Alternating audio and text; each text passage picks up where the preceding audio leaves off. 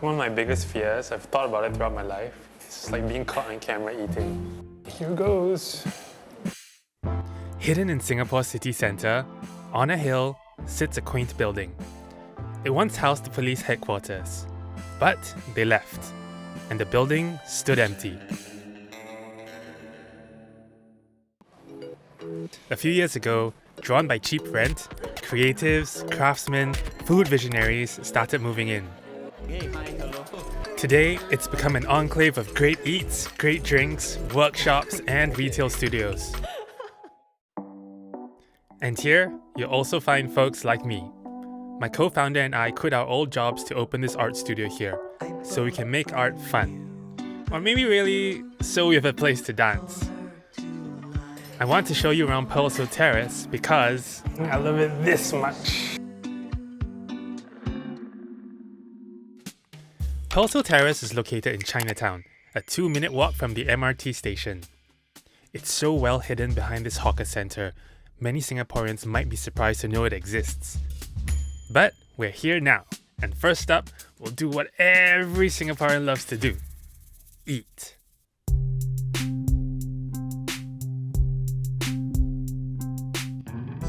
Here at Paaru, the team pours their heart into a very small selection of dishes.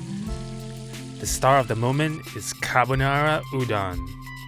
Imagine velvety, bouncy udon paired with the creamy, rich flavors of carbonara and an endless snowfall of Parmesan cheese shavings.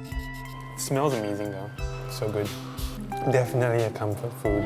You're having a hard day, I'm just having like something so sinful almost. At Paaru, you know you're in good hands because it's helmed by veteran restaurateur Vincent. Guys, this is mind-blowing coffee. It's so good. So Paaru, we aim to keep things really simple because it will be very hard to focus and do well if you are doing too many things. Here's a confession. I don't usually come to Paaru to eat. Most days, I come here to hide away from the world, huddled up with a drink. There's just something that feels so comforting here. The whole space is designed to be a home. So you walk in, there's the living area, and then you have the open kitchen.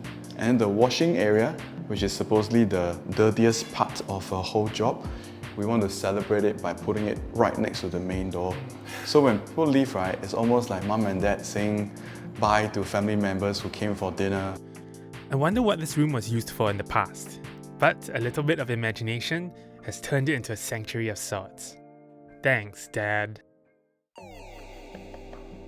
Stomachs filled, it's time to look for another kind of fulfillment. Remember when you were a kid in school and it's time for art classes? At Hill Terrace, it feels just like that. Except there are so many art classes for you to choose from, and each is pretty wild. Like at Jerome's place. How's it going? Hello. I learned how to create art pieces with a tattoo gun. Today, you need to be careful because if you poke yourself, it will become a real tattoo. Okay. Yeah. Word. And then just take a deep breath, so not too fast and not too slow also. And then there's also this workshop. It's small, but in here, wizardry happens. Junie can turn your gold, silver, and precious metal into jewelry of any design you wish.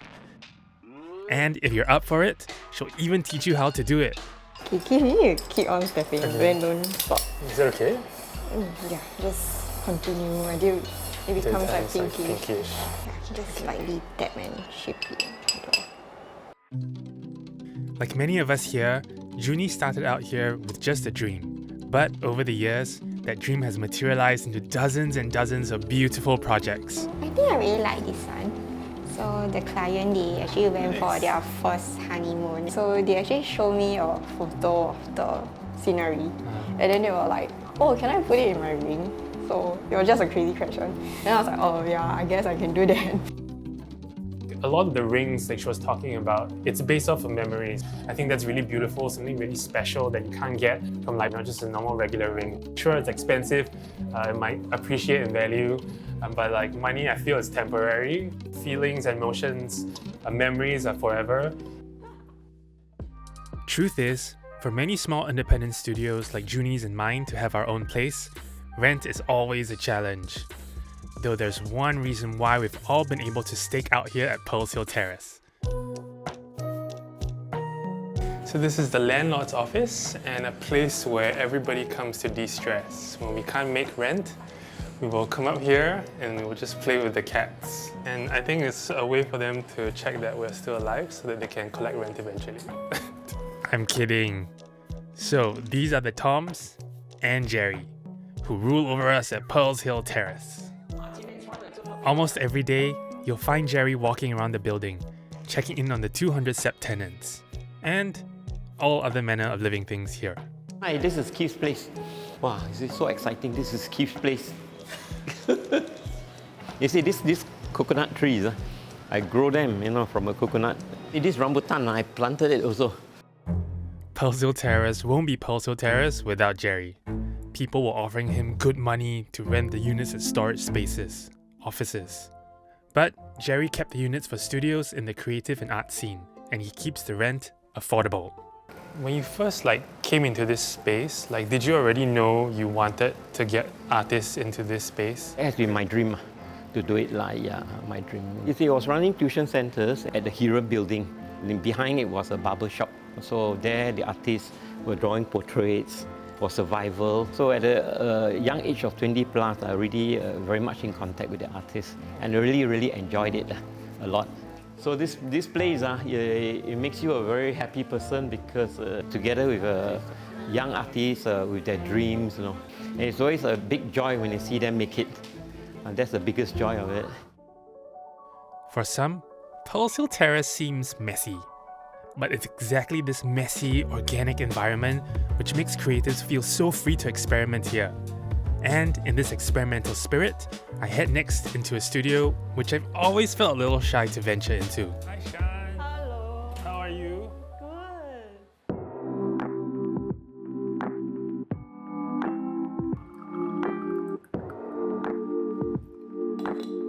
Here at Asaru, you'll find a treasure trove of artisanal wares, personally discovered by Shan and her team abroad. But I've always worried, what if I don't understand all this fancy stuff? Is there a way? Oh, no. Hi, Compassion. Okay. Wait, your way. But talking to Shan, I soon relax. Pick any item that catches your eye, and Shan will tell you a story about how the item was crafted. You would never have guessed it. What Shan wants you to do is be mindful of the objects we use every day and rethink what makes them beautiful. So, we take reference from this building itself, right? Because Pearl's Hill Terrace, from the facade, it looks super old, almost forgotten. Yeah, so that's why we have a lot of modern materials mixed with salvage materials. So these are salvage bricks from a demolished shop house. The rocks. So we went to a local quarry and said, Uncle, I want to buy 2 stones. Yeah, it's totally I love this vibe. I think ultimately what we want to do is to inspire people that it's okay to have, IKEA alongside a nice artist piece, because they can coexist and create a beauty that both items do. It was a great afternoon with Shan. I came in here thinking it's a posh shop with expensive things, and left with a deeper appreciation of the things we've long taken for granted around us. Come sundown, we're heading to a spot I call the heartbeat of Pearl's Hill Terrace. Kult Yacht is the brainchild of Zach, and he serves up some of the wildest cocktails. So there's many ways of shaking. Some people shake this way, some people shake upwards, some people go shaking like that. Like the Bloody Blachan, Zach's take on the Bloody Mary, and Jamu Sour, inspired by a traditional drink Zach's mom used to make. Zach is a legend in Singapore's bartending circle. After stints working all over Europe, he came back to Singapore in 2015 to set up a place of his own. The whole world was going into this whole world best bar thing, and the last thing I want to do is open up a kind of pretentious bar. And I said, no, let's keep it a bar, keep it simple. That simple bar exploded. Before Kult Yacht, Pearl's Hill Terrace was kind of quiet. When Kult Yacht moved in, suddenly there were colours, there was music, people came, footfall went up, more shops and studios followed. You remember people's names rather than my stuff having name tags. There's Shabil there. There's peanuts. Regular guests. Everybody call you by your name. They get to know you, and then the next order will be easier. You just point 2 finger, or 1 finger, or 3 finger. Then the order comes. And Cult Yard just kept growing livelier. If any one of you plays instrument, just come forward. If there's no genre tonight, we just play what comes along. A year ago, Zach started jamming in the middle of the yard. It had always been a dream of his to be in a band. All 3 of us are musicians who don't read and write music, but we want to play our own stuff. Impromptu and create music from that. And then a wonderful thing happened. Oh, you hear that trumpet? Man, that's magic, you know? As Zach and his band played, strangers just started joining in. Jazz musicians, rap artists, break dancers. Every Saturday night, they gather, not knowing what they'll play, except that they want to play, and somehow it'll all work together. There was a guy just like singing, like freestyling, like singing about divorce. Maybe someone in the audience just like, has been through that and, can kind of listen and be like, hey, I'm not alone in the world. And that's what art is. Different people can come together and like you won't feel so alone. To me, everyone we've met at Pearl's Hill Terrace today is an artist. Art often has a bad rep. It can't fill the stomach, it can't be understood. But I hope you've seen that's not true. Here, my heart just always feels full.